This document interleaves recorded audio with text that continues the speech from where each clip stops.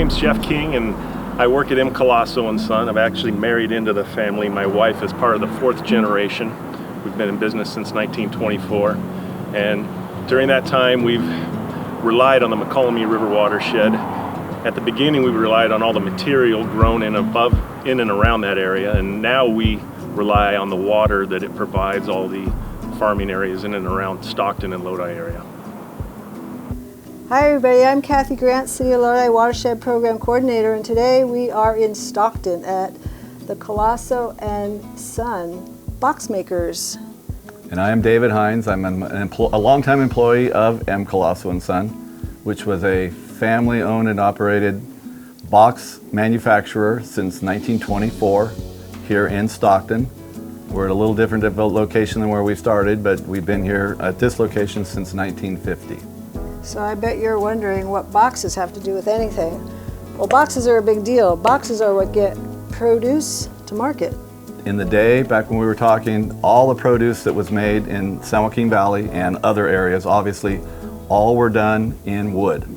Now today it's plastic and foam and corrugated plastic, but back in the day, everything was done in wood. We didn't have any other way to put it together except for nailing machines. They were refrigerated, and it refrigerated better in the wood, so that's another reason that they stuck with wood for so long.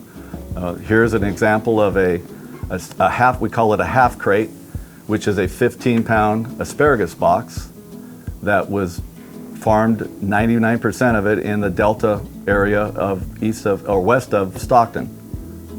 And we use this, and we still do a few in wood, but that was 100% of what we did back from 1924 up until today. They were nailed by hand in the very beginning, and now we have machines, which I think you've seen a few of them, that were actually now nailed with a mechanical nailer.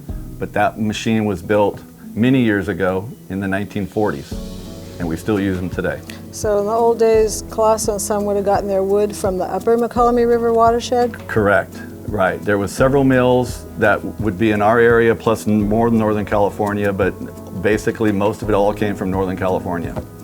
So this is an upper watershed resource. Lumber, what kind of lumber? This is either sugar pine or ponderosa pine. It's soft material, and it allows us to nail it without splitting it. So that's why they use pine and not Douglas fir.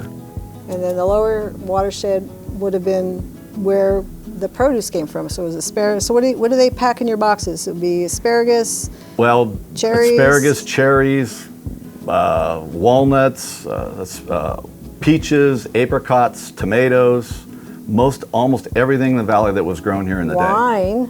Wine, yep. Grape. We used to do a lot of grape wine that was done for the East Coast. So they would actually box it in a 36-pound crate, almost similar to this, put it in a refrigerated rail car, and ship it to the East Coast and into Canada. So we're thinking about the Mokelumne River watershed and how important the watershed itself is to all the industries along the river and beyond. And you're one of those. Yes, because in the reality of the whole thing, when you grow any produce that we have in the San Joaquin Valley, anywhere around here, the water has to come from somewhere. So it's either coming from the river or it's coming from a reservoir that the rain comes in, but technically it's all coming from rivers that go all the way into the Delta and out into San Francisco Bay, because without it, we don't grow produce. Without produce, we don't need a container. We don't have a box. So we've learned today about boxes and how agriculture depends on boxes and box makers, and all of us depend on a clean and healthy watershed.